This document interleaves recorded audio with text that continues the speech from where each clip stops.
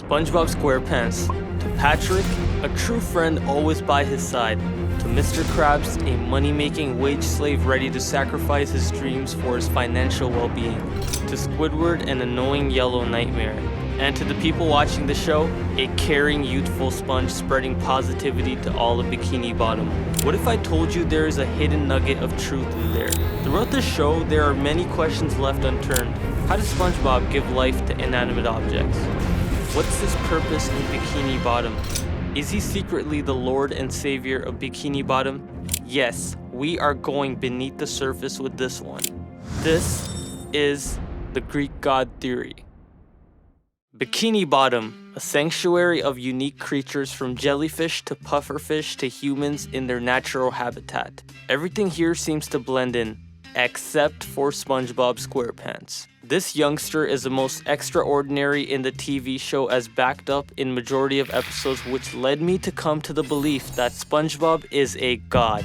More specifically, a Greek god.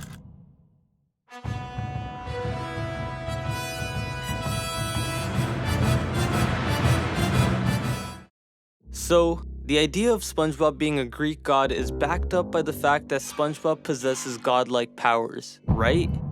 It can never be that easy. In order to tell if SpongeBob is a supernatural figure, we must begin by laying out abilities that only God can hold. The obvious ability is that God brings life, or more specifically, is responsible for the existence of all beings, which nobody is able to do. And when I mean by giving life, I'm not stating reproduction, but rather talking about giving life to non-living things, just like how God created the first living cell. And if you think about it, throughout the history of the show, SpongeBob has not only brought inanimate objects to life, but is also the only critter in the ocean to accomplish it. Frankendoodle is an episode that accurately portrays this idea. SpongeBob stumbled upon a giant pencil which appeared to be owned by an artist at sea. As soon as SpongeBob's pencil made contact, the drawing suddenly came to life. He then gave life to Doodlebob, who is as alive as everybody else in Bikini Bottom. He can walk, talk gibberish, and even attack the duo. Not to mention intelligent enough to redraw himself in order to destroy SpongeBob.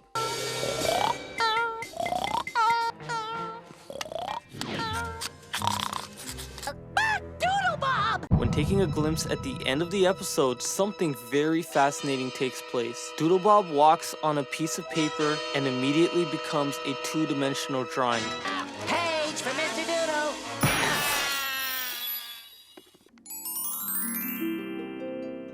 The fact that Doodlebob randomly getting absorbed on a piece of paper is pure coincidence is completely foolish. Yeah, for the millionth time, I know it's a TV show, but that doesn't change the fact that apart from SpongeBob, there aren't many fish capable of this level of magic. In case you didn't notice, there wasn't anything unique about that pencil. It probably came from the same Walmart on Hazelnut Avenue, but as soon as SpongeBob touched it, that wasn't the case. I mean, look at these scenes. I don't know about you, but this episode not only defies the laws of physics, but also goes against the grain of the TV show. This is just part of the puzzle. There are other episodes that just as effectively demonstrate the unreal attributes of SpongeBob. The first episode that comes to mind, Bubble Buddy. Bubble Buddy is a character who was given the gift of life by SpongeBob, and it took zero effort.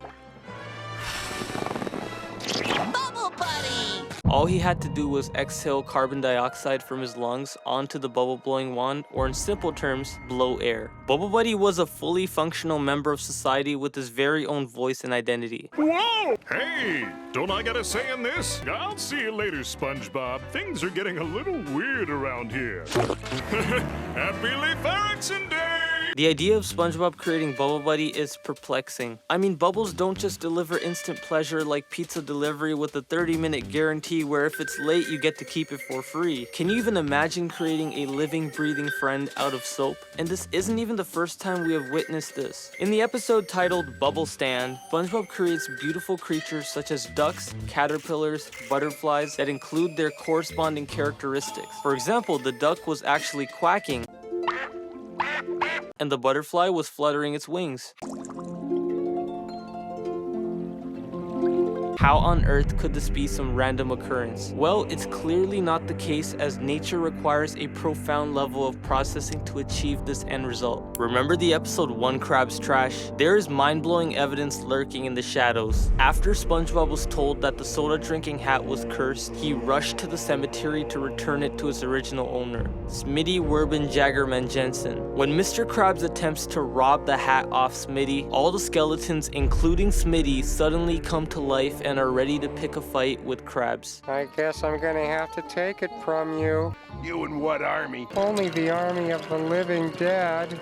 They can literally talk and have fucking swords and shit. Can you imagine something that's been 6 feet under for several years suddenly have the audacity to come to life without context? Unlikely. This is clearly SpongeBob teaching Mr. Krabs a valuable lesson about the pitfalls of stealing. There is no way that skeletons, Bubble Buddies, or Doodle Bobs just suddenly come to life in thin air. Something came to my mind. Wouldn't the creator of life be immortal? SpongeBob doesn't seem to be the type to live forever.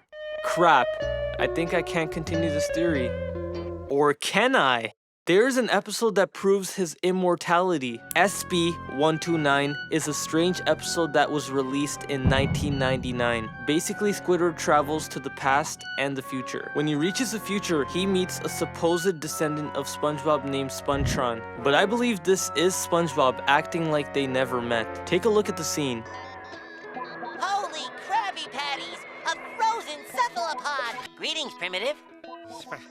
SpongeBob? SpongeBob? No! I am Spongetron. He's right! Of course I'm right, Squidward. Of course I'm right, Squidward. How on earth did he even recognize Squidward at first and all of a sudden knew his name? When Squidward went to the past, he met primitive SpongeBob. In fact, I'm confident that he also knows Squidward because as soon as he saw him, he calmed down. SpongeBob?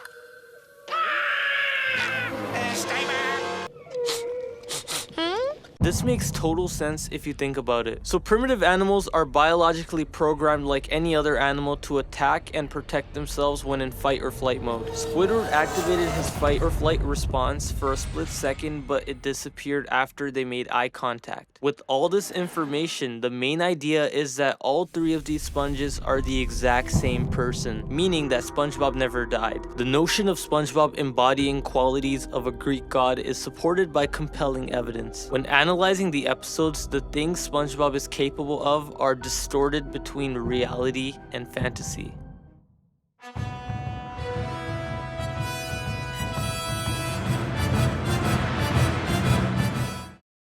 When we are put in difficult situations like seeing a loved one in the hospital fighting for their lives, the first thing we can do is ask God for a miracle. God is expected to bring miracles out of difficult situations. Before we dive deep into this topic, let's break down the word miracle. A miracle is an idea of something ordinary becoming extraordinary, or impossible to possible. Believers expect that God can solve a problem by stepping in a miraculous way. Looking at Season 2, Episode 15, Band Geeks.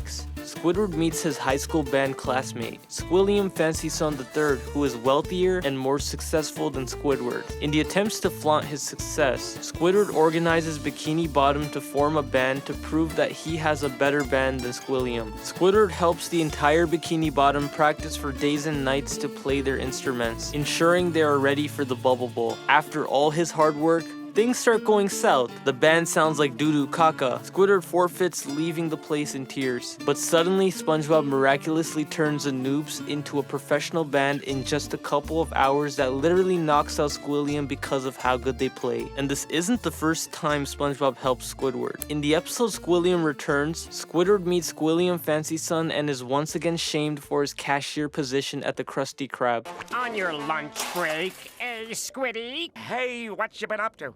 Oh, just succeeding in everything you failed in. Let's hear what you've accomplished since high school, Squiddy.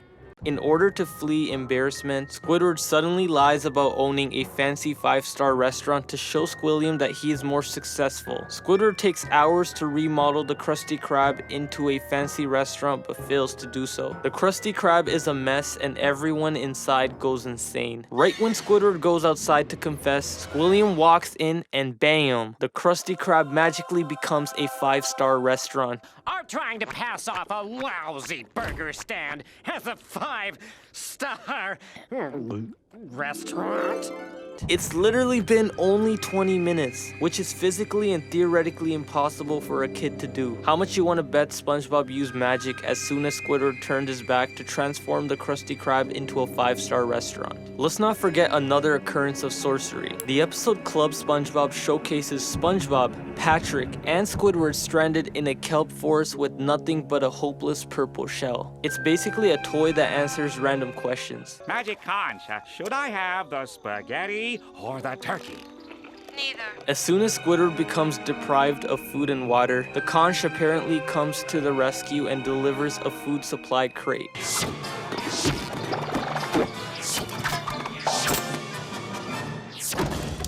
And just like Squidward, I too believe the magic conch had no connection to these lucky occurrences. And if you really want to be a stick in the sand by disagreeing with me, then look no further. Remember that classic season 3 episode? The camping episode? Ah, good old days. SpongeBob explains the danger of attracting a sea bear, but Squidward fails to pick up the cues and continues to do things that upset the sea bear. While Squidward is getting kicked in the nuts every fucking second, SpongeBob uses an ordinary stick to draw an anti-sea bear circle which he claims to repel the sea bear. Squidward tries to draw the circle himself, but miserably fails. I can guarantee you that it's not the circle itself that defends them, but SpongeBob. In order for the circle to work, it needs to be drawn by none other but SpongeBob. Miracles are not easy for a living being to perform. My theory is that SpongeBob has a place for Squidward in his heart and loves him unconditionally, so he is giving the poor creature a chance in life. And not to mention, in the 2004 movie, he was the one who magically freed all the Bikini Bottom residents from the Chum Bucket invasion through his Goofy Goober performance. And if that wasn't the straw that broke the camel's back, then listen carefully. In Season 2, Episode 8, Christmas Who, SpongeBob brings Christmas to Bikini Bottom after hearing from Sandy. A city that is almost dead in terms of celebrations was lightened up that year with the arrival of Santa Claus. Merry Christmas! He legit brought joy to the citizens of Bikini Bottom just like St. Nicholas. And just like the boomers say, it's a Christmas miracle!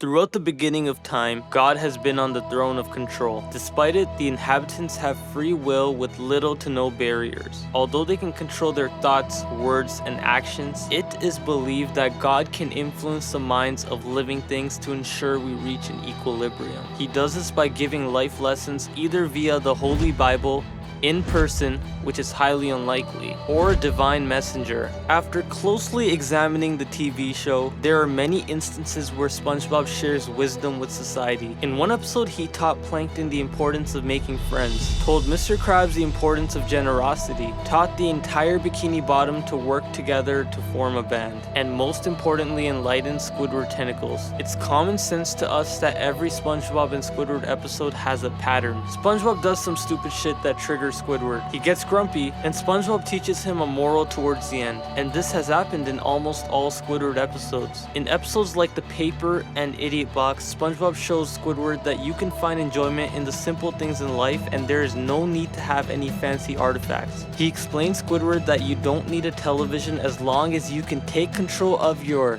imagination. SpongeBob seems to be blessing knowledge to the people of Bikini Bottom, especially Squidward tentacles. Out of all the creatures in the sea, Squidward has been blessed the most knowledge from the sponge. And there is a reason for that. God usually helps those who need it the most. And Squidward isn't really an exception. He is trying to prevent Squidward from committing suicide. And I am no longer sugarcoating this. In the episode Are You Happy Now?, Squidward literally attempts suicide. And for those idiots who think think, this is just a kid's show. Look carefully at Squidward. He literally stepped on a stool and threw the rope in a very depressing way.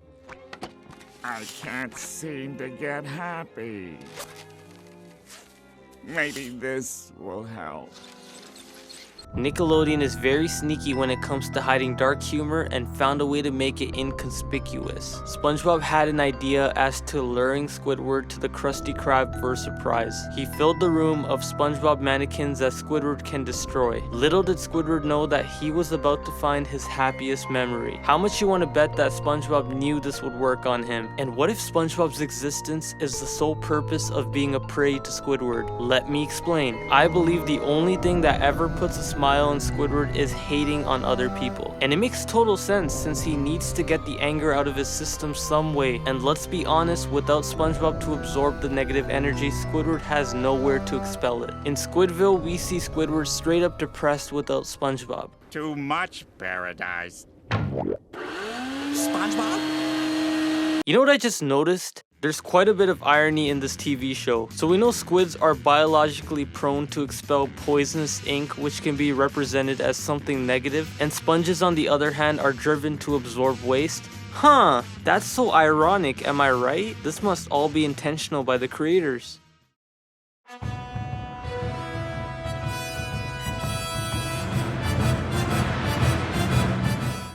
SpongeBob's abilities transcend the ordinary. He's like a fairy that always keeps a pinch of fairy dust under his sleeves, able to mold the laws of physics to his liking. Some of you are aware that SpongeBob has a dummy that comes to life, acts and articulates just like SpongeBob. Hi, Mr. Krabs. Are you talking to that dummy I made? In Chaperone, we learn at the end that the SpongeBob that went to prom as a normal functioning SpongeBob was actually the dummy.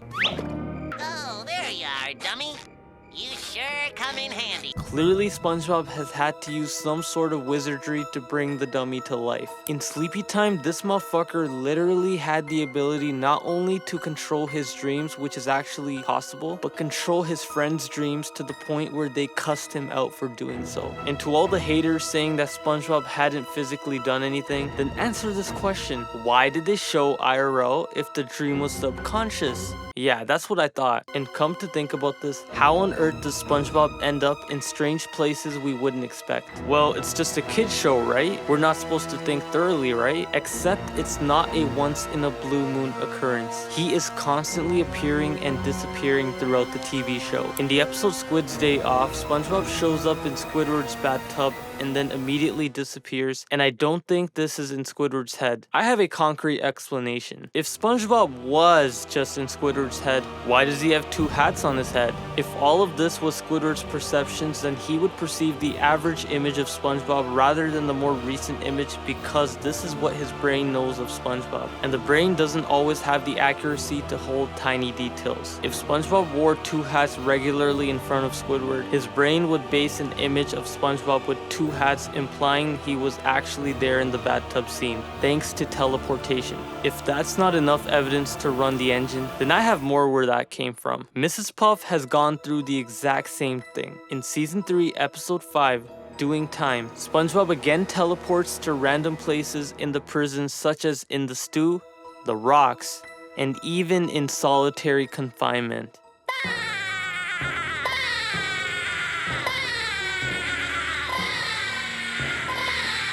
Places where it would be practically impossible for SpongeBob to get in without getting busted by the guards. This supports the fact that SpongeBob has the ability to teleport, which, you guessed it, is indeed a supernatural quality. This next piece of evidence is the closest we can get to cracking this enigma, showcasing the most renowned foods in all of Bikini Bottom. That's right, my friends, the Krabby Patty. Or should I say, the Krabby Patty secret formula. For years, fans have been speculating all sorts of possibilities about the recipe. At this point, the internet is flooded with rumors. My job today is to reveal that one ingredient that built the reputation of the sandwich. Let me ask you a simple question. What is the secret formula? Many would say a secret sauce, crab meat, or even drugs. Can I ask another question?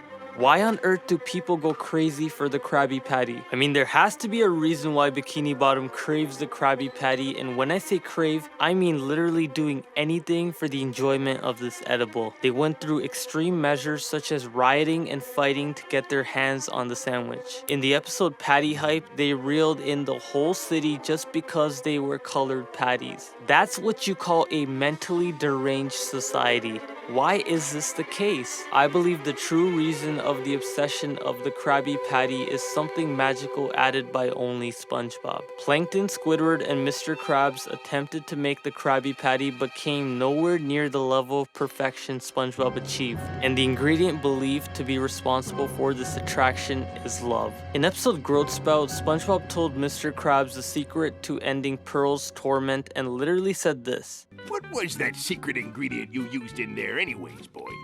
It was love, Mr. Krabs. It was love. It was love, Mr. Krabs. Some of you may say this is figurative speech, and I was on the same boat until I saw this. Topped off with a little extra love.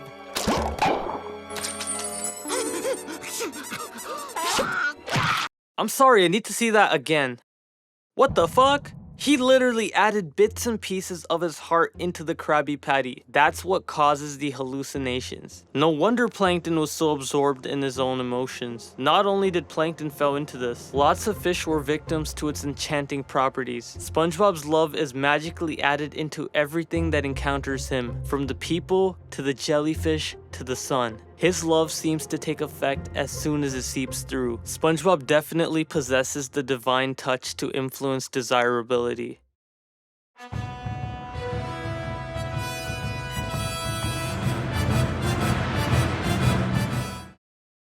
It's no surprise that what sets differences between an ordinary person and the Lord is strength, a force that is responsible for extensive purposes such as shaping existence. There are many different ways to categorize strengths that SpongeBob exhibits, including physical power, mental resilience, social resilience, emotional resilience, moral integrity, and determination. Let's begin by analyzing physical power. It's apparent to us that physical power is the first thing that comes to mind when we think about strength.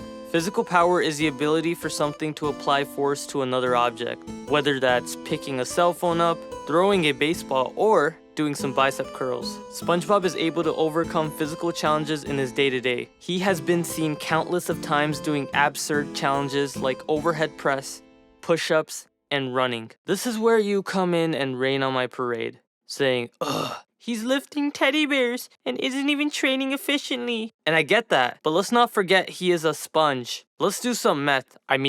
If we scale down the stuffed animal weight proportionally to his weight, it seems like he isn't really lifting as much, but he is a sponge with holes full of empty space, which obviously means the toys and the bar are denser than he is. When we take this into consideration, he is at least lifting 1.7 times his body weight, and considering the average male overhead press is just under half their body weight, even an elite trainer with freak genetics and years of lifting experience can lift just over 1 times their body weight. I don't know about you, but this motherfucker is built different. I mean, there's banners in his room that says, I love pain. He also values the power of self-defense and engages in karate every now and then. There is no way in hell this kid is a beginner. I mean, he's sharp, agile, and seen using his karate chops in the Krusty Krab to chop onions and tomatoes. In the episode To Love a Patty, this man ripped a swarm of clams apart with his bare hands. Now that's some Hulk Hogan shit. SpongeBob is also built with pain resistance. No matter what people do to SpongeBob, he seems physically unaffected, almost like a masochist. He is constantly seen enjoying pain in episodes such as Blackjack and The Bully. Oh, and let's not forget about the episode I Had an Accident. In this episode, the gorilla literally ripped SpongeBob in half and he felt unaffected. Is it too late to go back inside yet? What's a gorilla doing underwater in the first place? Could you even imagine having a straight face after this man breaks you like a Kit Kat? I don't know about you, but SpongeBob is certainly up there when it comes to physical strength. Mental resilience is one of the tools people must include in their arsenal. It helps with processing thoughts, thinking rationally, and problem solving. In my opinion, this is more important than having physical strength. I mean, isn't it obvious that having faster reaction times and IQ is what made Kobe Bryant unstoppable in his prime years? Rest in peace, Kobe. SpongeBob also mentally succeeds, as seen in various episodes. Sure, he acts like a goofball in a lot of scenes, but that's just him unlocking his fun side. He obviously has what's required to perform complex tasks. He has a library full of books, which I assume he reads. This is the part where you guys are gonna say it's a stretch, but it really isn't. Think about it. SpongeBob is exceptionally smart for his kind. Sure, there are people like his parents, Blackjack and Stanley, but they aren't nearly as smart as him. And don't forget that intelligence comes in various areas. He's emotionally, creatively, and socially gifted. When I think of the most extroverted cartoon characters, the first one that comes to mind is SpongeBob. I mean, this man would talk to anybody he encounters. Customers at the Krusty Krab, a marching band, and even Old Man Jenkins. He also understands the emotions of people he cares about. Like in Band Geeks, he was sympathetic towards Squidward failing to build his band. What kind of monsters are we? We failed him. SpongeBob is also aware that his emotional well-being always comes first. He does whatever makes him happy regardless of how he's viewed in society, with no signs of regret on his face. Someone who values their emotional well-being to the point where anything else can be sacrificed to get it is unsustainable for an average person. Moral integrity is also something overlooked at when thinking about strength. Being able to distinguish between right and wrong is something many of us fail to do. SpongeBob not only successfully differentiates the two, but also preaches towards integrity. SpongeBob's honesty is off the charts. He despises living in a false reality. Not to mention, he doesn't lie or cheat, and even if he's somehow obligated to,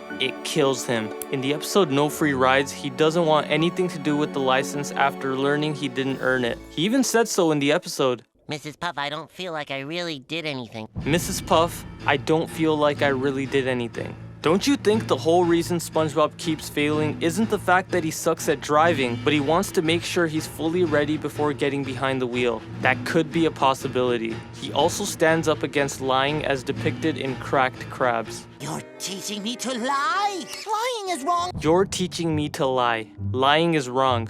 SpongeBob also admits to his mistakes, setting a strong representation of his accountability. He also teaches us the importance of learning and owning up to our mistakes. In the episode Life of Crime, he and Patrick both admit to stealing a balloon. We stole a balloon!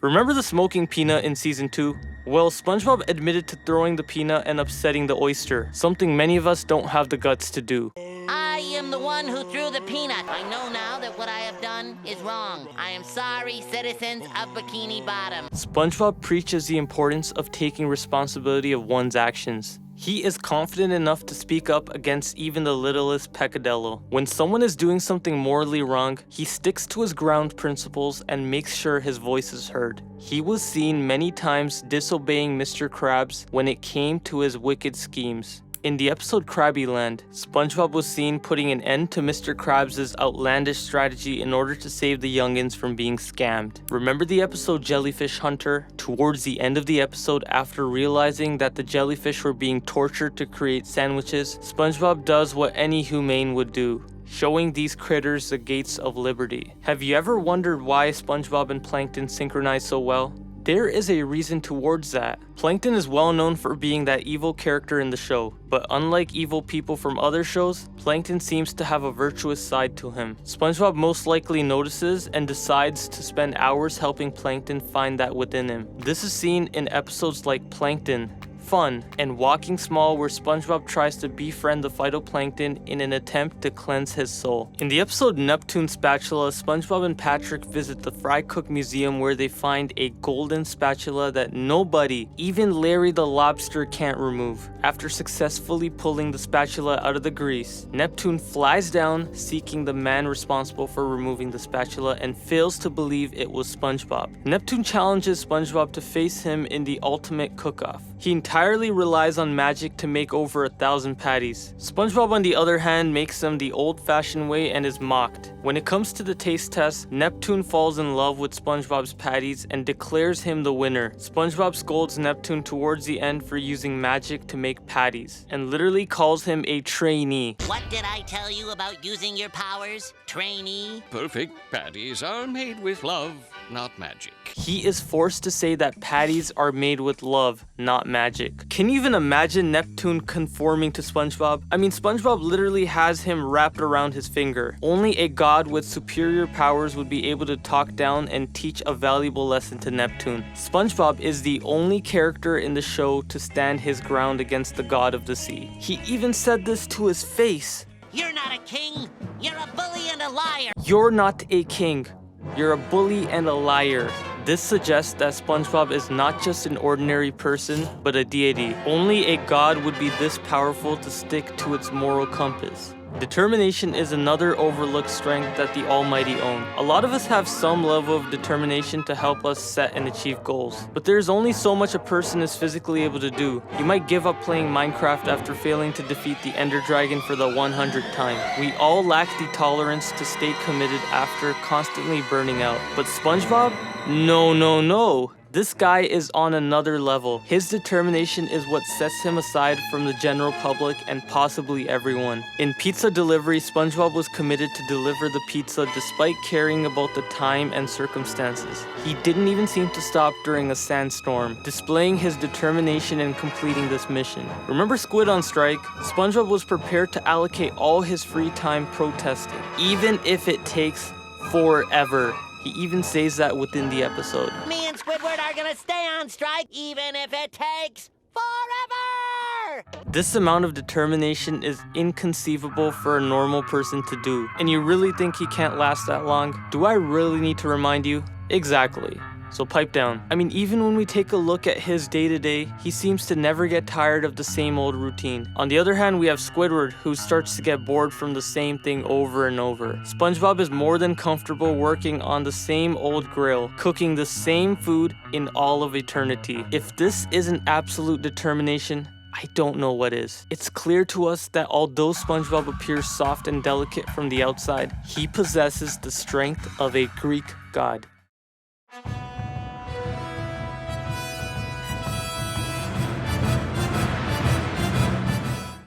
Believe it or not, but the Almighty can choose whether your day should be filled with joy or misery. There's no saying about karma. Karma has no menu. You get served what you deserve. This belief is depicted in SpongeBob SquarePants. Whoever causes trouble gets their fair share of can of worms. This can be seen with many characters in the show. Now, Squidward is the obvious example. He is always punished for being a negative Nancy. In the camping episode, Squidward was literally tortured by the forces of nature after humiliating SpongeBob and Patrick. Remember the infamous episode April Fools? Squidward's mental state was equivalent to a tsunami of parasites for bullying SpongeBob. He literally made Squidward drop a sorry without asking him to. All right, I'm sorry, I admit it, I'm sorry. I didn't mean to hurt you. In fact, SpongeBob, I like you. If you ask me, that's savage. Things never go his way and every episode finishes in a tragic ending. Well, almost every episode. As we discussed about the episode Squid's Day Off earlier, SpongeBob implanted paranoia into Squidward's mind to teach him a lesson for being absentee. Plankton also gets repercussions after betraying SpongeBob like he did in Walking Small.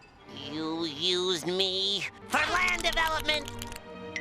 That wasn't nice. Even the Strangler was going through severe trauma imagining SpongeBob in places where he was absent. His capability to frighten doesn't end at the average fish. In fact, there was an episode where he scared the shit out of the Flying Dutchman, an evil spirit known to haunt fish under the sea. SpongeBob literally engraved paranoia in his victims. The point I am trying to make is that SpongeBob seems to sense something unpleasant and somehow the story arc miraculously goes against the character, suggesting he secretly punishes people for their sins. After doing some deep thinking, I noticed a pattern. Every character that seems to hate SpongeBob gets kicked in the butt by destiny. Let's use Mrs. Puff as an example. We know Mrs. Puff has a horrible life. After teaching SpongeBob for a few semesters, she has lost her internal serenity. What I am trying to say is that Mrs. Puff can never live a normal life. And unlike the other characters like Squidward or Plankton who do bad things to SpongeBob, Mrs. Puff is different. She just doesn't like SpongeBob, which is completely fine as it's her opinion.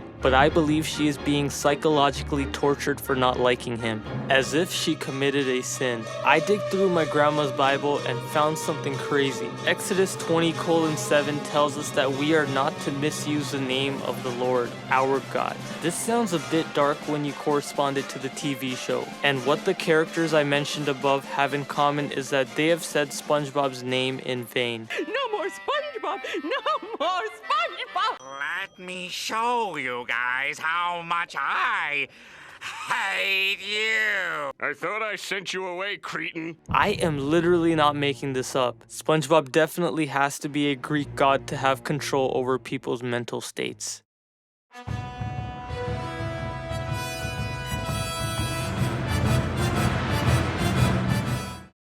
So, we know that SpongeBob SquarePants is a TV show loved by millions of people, big or small, around the world, possibly the largest consumed TV show in history. This show is referenced in almost every meme on the internet. As a matter of fact, I bet you can't get a day without seeing a SpongeBob meme. SpongeBob has influenced many children through his amazing personality. He demonstrates the importance of always being in a good mood, socializing with fellow citizens, and treating everybody with respect. He is so influential that you could create a mini Bible and build a religion off his teachings. It almost seems like he is trying to become a role model to the audience. Wait, remember the television theory? Well, this theory states that SpongeBob and his friends are actors in the show SpongeBob SquarePants. I think since SpongeBob is the main character of the show, he is secretly directing the TV show and purposefully showcasing an exaggerated personality for the sole purpose of influencing kids to grow into moral adults. There are many instances where the characters in the TV show crack the fourth wall. But in the episode Stuck in the Ringer, SpongeBob literally says this: I guess crying does solve your problems after all. This scene implies that SpongeBob is aware that he is on television in the mission to teach kids life lessons. Not only is the show educational, but also addicting. Like, seriously addicting. There's probably a reason why everyone loves SpongeBob so much that they can't stop watching. And if you are gonna argue this fact, you're a walking contradiction because you're listening to my theory right now. I believe SpongeBob is God in the underwater universe, pulling the strings of the TV show and marketing team to make the show as appealing and addicting as possible.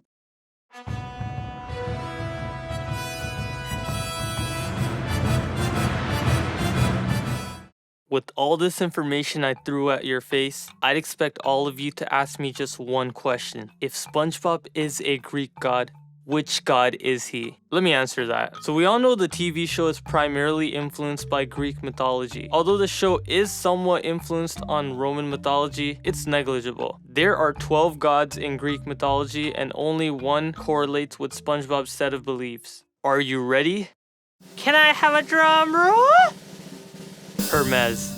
Hermes is the messenger god. The messenger gods are responsible for delivering messages between other gods and the living. This is seen amongst SpongeBob as he sends helpful cues to the citizens of Bikini Bottom. For example, he constantly reminds Squidward to be happy, Mr. Krabs to be less greedy, and Plankton to not be an evil piece of shit. When we take a look at SpongeBob's qualities and the supporting facts, we can safely say that SpongeBob is indeed a messenger god.